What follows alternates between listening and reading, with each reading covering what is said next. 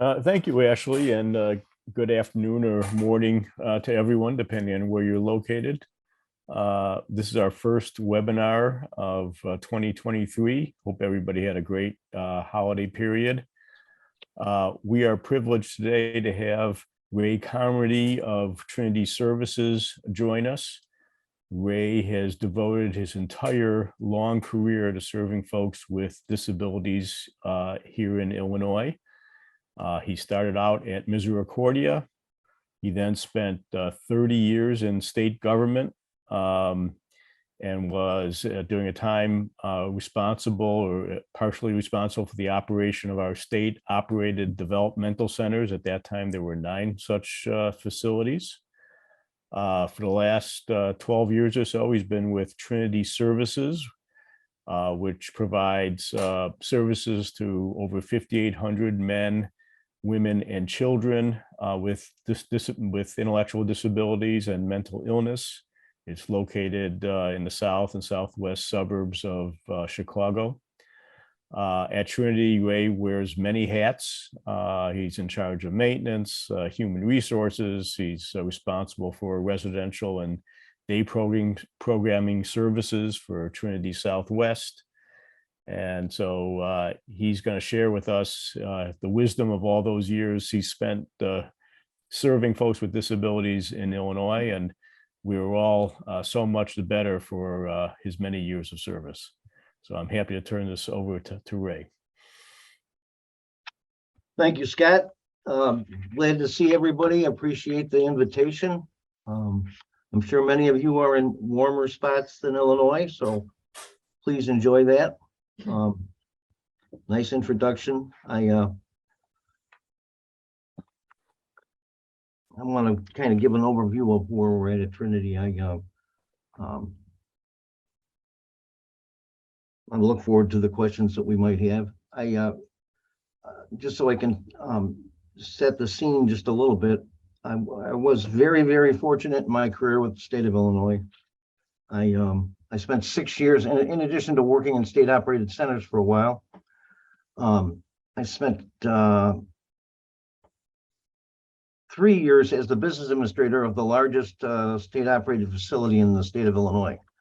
Actually, it's the largest state operated facility in the country, Shapiro Developmental Center. I was the business director.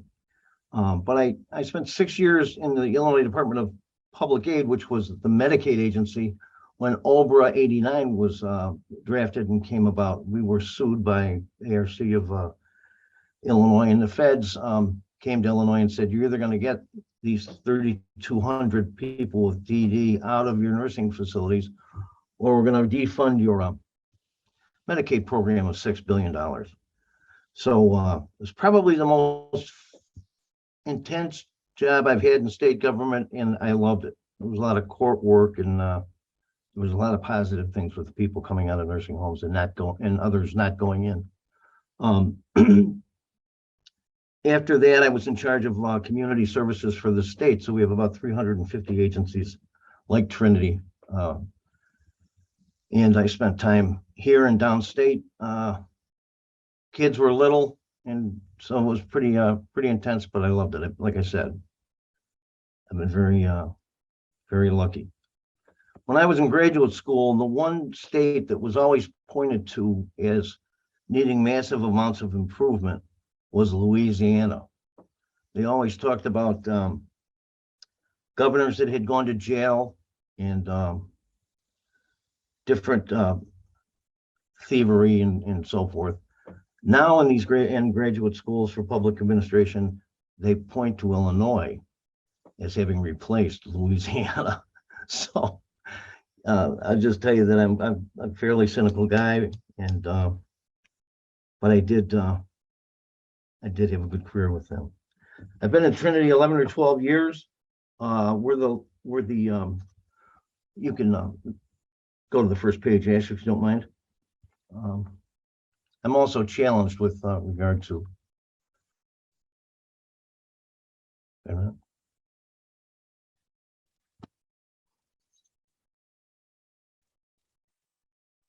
Thank you. We're not like a lot of your organizations or organizations where your children may reside.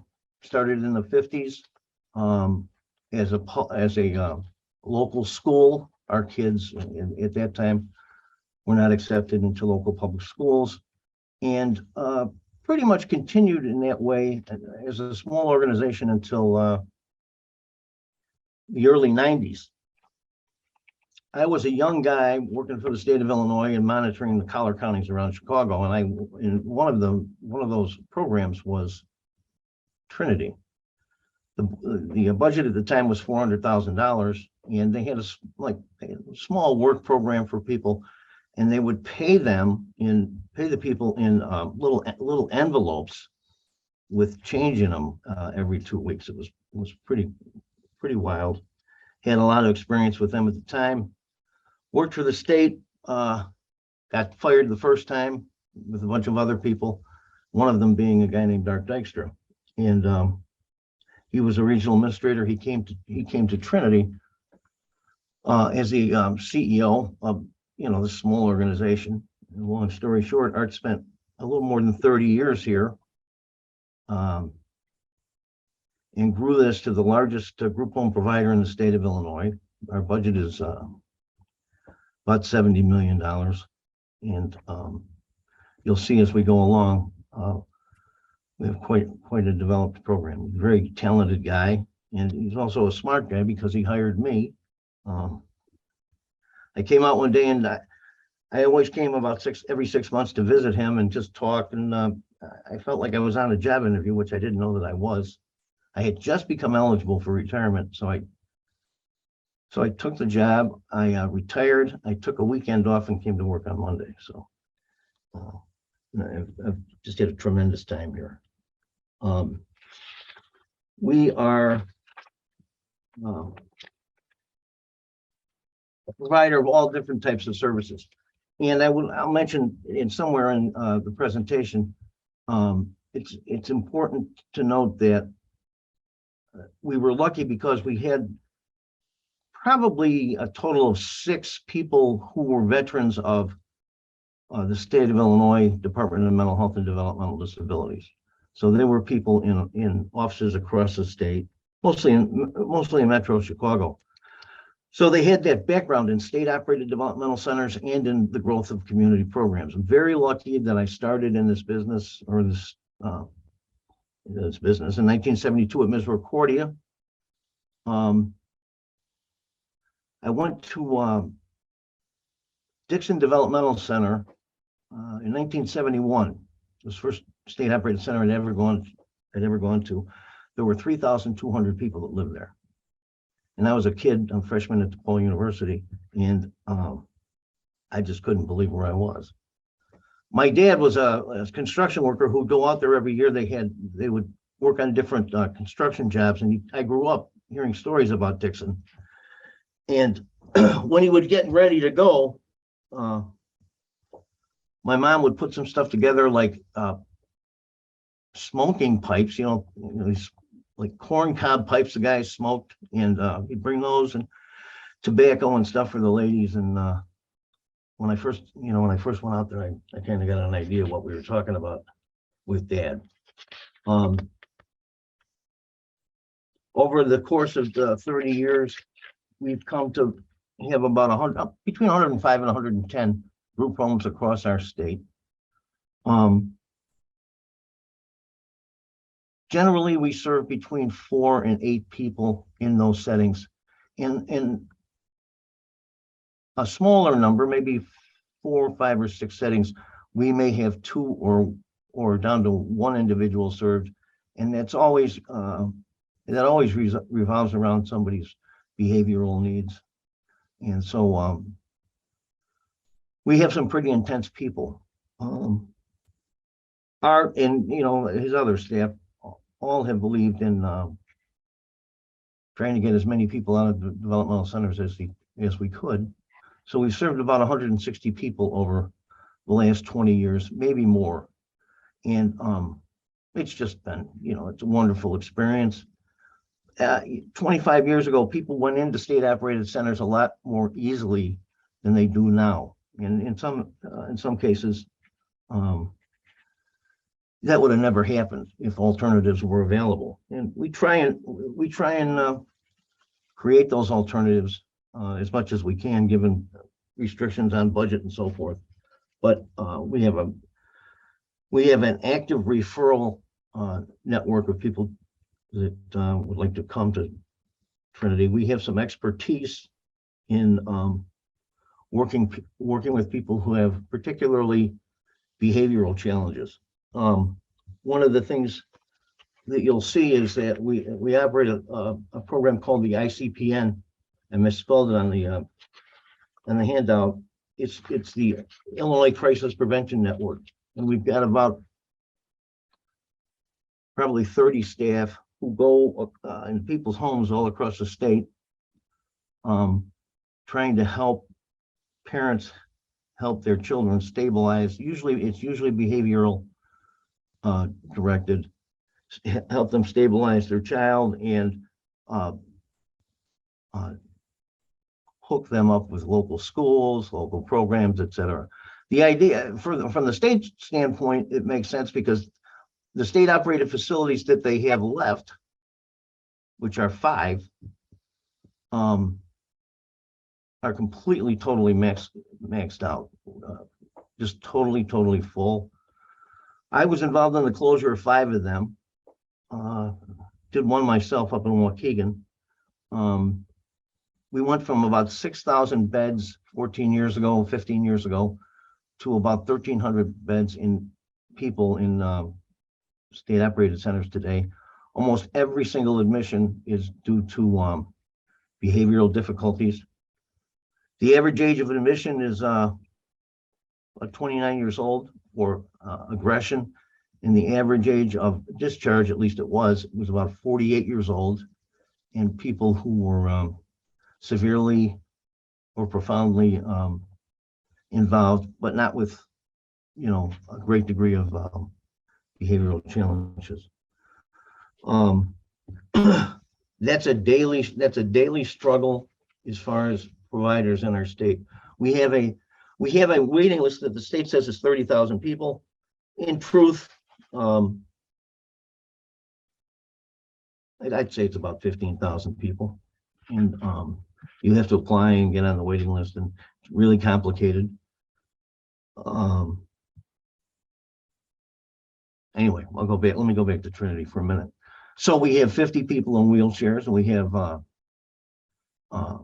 people at risk of skin breakdown whenever they're in a chair.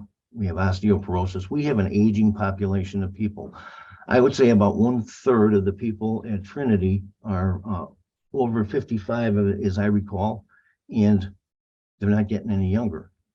And so one of the things that we struggle with is, how do we keep people healthy? And when they're, when they start to fail because of age, arthritis, dementia, what do? We have people that have lived here for more than 30 years. We have people that came out of state operated centers and have lived here for more than 30 years. We do not want to put people out of Trinity Services. This is their home. So we try as much as possible to develop programs around our people. We're not always successful, but we have 2 ICFDD programs that are only 16 beds apiece, but we have 2. There's been, and Scott and I were speaking about this before the meeting, there's been a concerted effort on the part of some advocates and court monitors and so forth to really target our ICFDD system in the state, because people thought it was too big. And it started with, ICFDDs, you may have gone through this with your state, were built and were started to serve a more involved population of people, particularly people with medical difficulties. And when they were first started, there was a full-time nurse in ICFDD programs, even if they were, 16 beds or less. We've had probably, I would guess, 10 100-bed facilities closed in the last 8 years, even if they were converted to serve more medically involved populations, some of them with dementia dementia parts of their organization. And so there's really been a target hung on the ICFDD system, and a lot of misinformation. Truth be told, we have a case management system in the state, which is mandated by the federal government, and ICFDD vacancies are not even offered to people who come to those agencies looking for residential placement. So, for example, if I have an 85-year-old mom, let's say an 80-year-old mom, who has a 55-year-old child, and you don't have to be a genius to know that something's going to happen probably pretty quickly. If they're eligible for ICFDD placement, we could place them tomorrow with the vacancies that are in our state. But that's not offered. I've often wondered why there hasn't been some type of lawsuit initiated by some of the larger ICFDD providers for restriction of trade, but I don't want to start getting into trouble again. So anyway, so we're impacted by that, and lots of people on this call are impacted by that, and it points to the setting rule. It's coming a little bit differently out of left field, but it's punishment. We don't believe that campus-based programs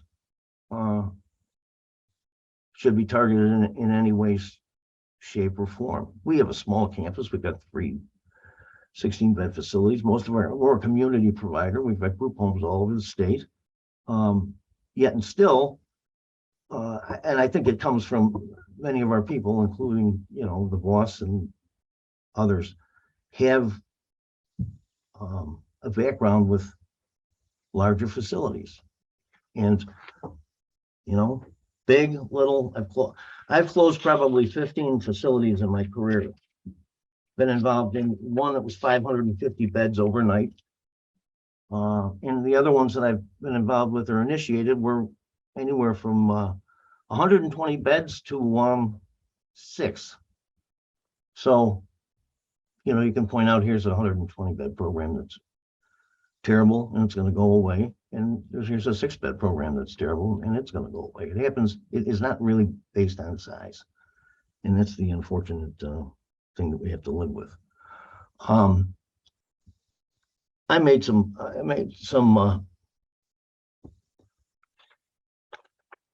notes about our program models.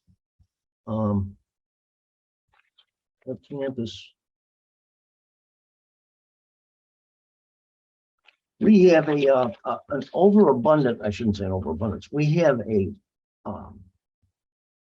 large number of behavior analysts with Trinity. The community program, the crisis program, has many people that have gone through BCA training at the university level. It's a great benefit to us, for not only the people that live here, but for the people that live close. We think that as much as possible, we assess people, we work with them, we work with their families, and we discharge very few people out of Trinity, very few, for behavioral difficulties. There's been a few. There's always going to be a few people. It's unfortunate, but mainly who hurt other individuals a lot. But it's few and far between. And in fact, we're in a position where the state sometimes sends us people that they're really, really stuck with, who need some intense behavioral therapy and some programming. We've got sites all over Illinois. Our 110 group homes go from anywhere from the Wisconsin border about to St. Louis. We have a program in Peoria. We have a program in Mascout, Illinois, which is very close to St. Louis. And we have about 7 larger We call them CDS programs, community day services. For people with developmental disabilities, we have 3 larger, maybe 70-person day settings for people with mental illness. We've got, 550, 600 people with developmental disabilities in our group homes. And we have, let's say, around 150 people with mental illness in group homes. One of the things that our state really, really lacks, and it's not only our state, it's across the country, is residential programs for people who are mentally ill. There's lots of community mental health centers. There's lots of, mobile crisis teams. There aren't lots of places for people to work, to live. I think we have 25,000 people people with mental illness on a waiting list trying to get into some type of residential program. Well, so one of the things that impressed me when I first came here was the fact that we do have services. We do have residential services for those people, as well as day services for people who live at home. One of the most frustrating things was the settings rule and the implementation by CMS and the destruction of wage certificates for people who work in DD programs. And I wasn't the only one, but you always hang around with people like yourself. But I was incensed that that happened, and it was I'm sure a lot of people on this call understand that not only were these work programs across the country for people with developmental disabilities, these were social programs. This is where our friends were. We got to see our buddies every day. We got to make some money, and I've never been with this organization. Certainly, we didn't keep people from community jobs just to keep them in a day program that lets them make less than minimum wage. We have an active supported employment program, but some people just aren't, they just aren't cut out for community employment. So the alternative is we've got skill trainings programs and so forth. I mean, we've done as well as we can, but I won't. It isn't the same. People don't understand why it happened, and I hope that it will be corrected politically in short order. We have a school for 7 to 15-year-olds. A number of those kids are kids with autism.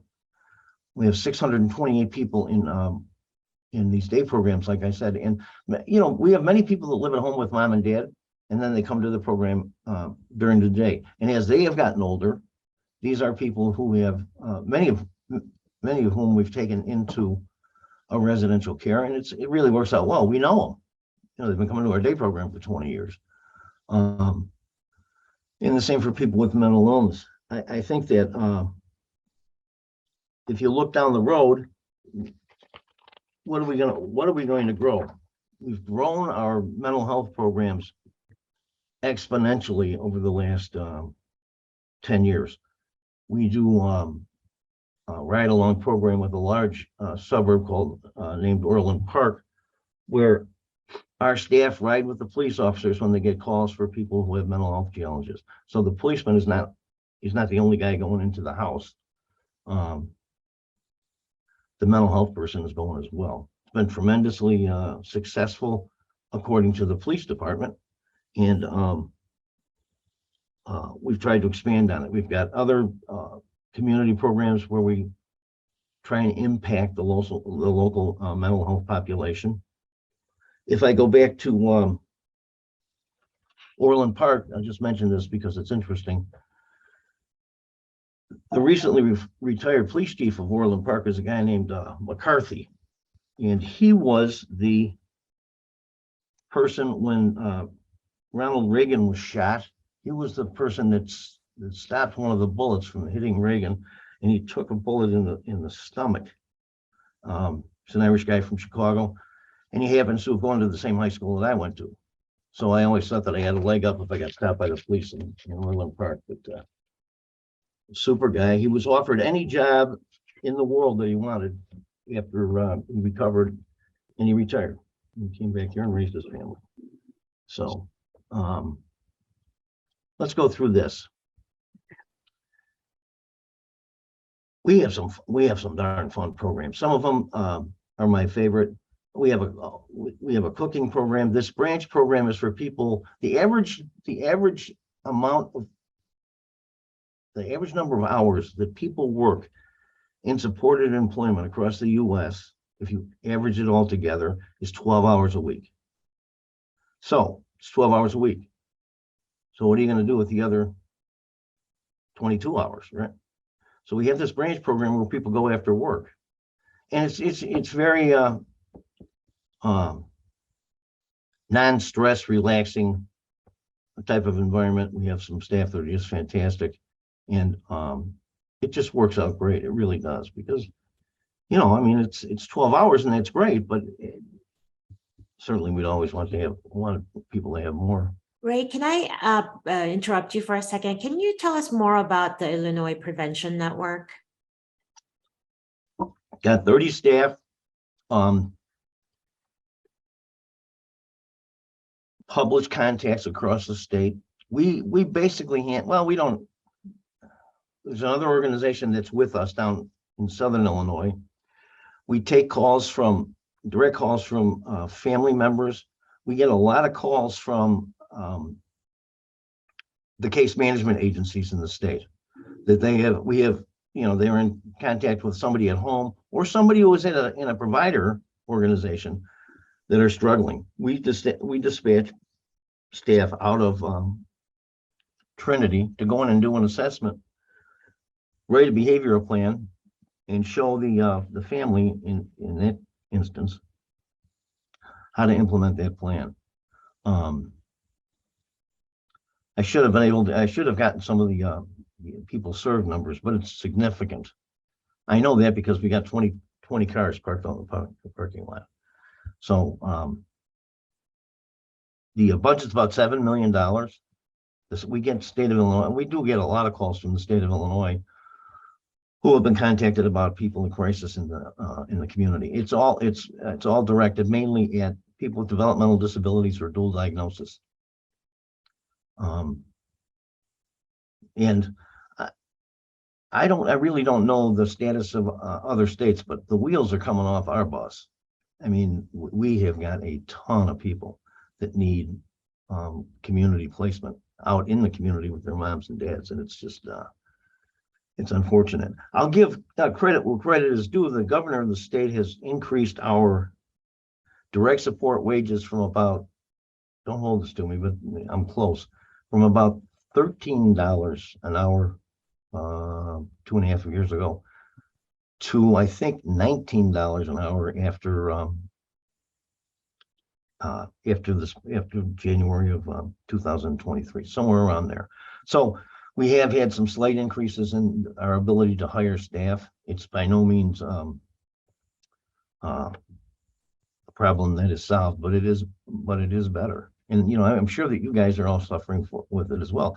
I don't know. I mean, I think that when COVID came along, it just infected a lot of younger people about, I'm just not going to work. I'm just going to stay home and get the stimulus check. And we don't know where people are at. I don't know where they're working. But like I said, it's a little bit better for us. We have this. It's a new program, Studio 22. A lot of music in that thing. We have woodworking. We sell dog biscuits that we make on the internet. My dog's happy about that. Let's see if we can make that go up a little bit. Can we scroll up there a little bit? There we go. Oh, okay. Started 2 types of respite programs about 3 years ago. One of them being people who need temporary care while mom or dad goes in for surgery, or they take a week and go on vacation. as much as possible, we take these people in and to vacancies in our group homes. And it's just worked out fantastic. I mean, it has really been a help to people who would be stuck trying to find caregivers, which is pretty tough. And the other one is that we have an in-home support respite program as well. The state of Illinois came up with a system years ago where they will sometimes reimburse families to provide respite care to themselves, hire direct support workers and provide the care. Our assistive technology program, it started about 4 years ago. We're going to probably retool that a little bit, but it's we have a lot of people that have that have technology needs. We haven't yet gone to too many modifications to the home beyond what's normal, but we're ready to do cabinets, lowering cabinets, and so forth. Let's see. Large family counseling presence, 4 locations, not only our people, but local people reimburse, the services reimburse through insurance. I think we said, if you go up a little bit, we have a program down in Mascoutah, which was down near St. Louis. It's called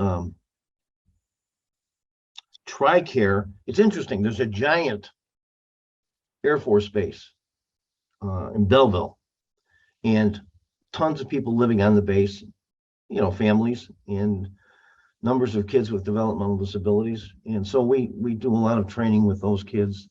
And the TRICARE is actually the insurance program that's provided through the Air Force. So we have BCBAs, probably 5 of them.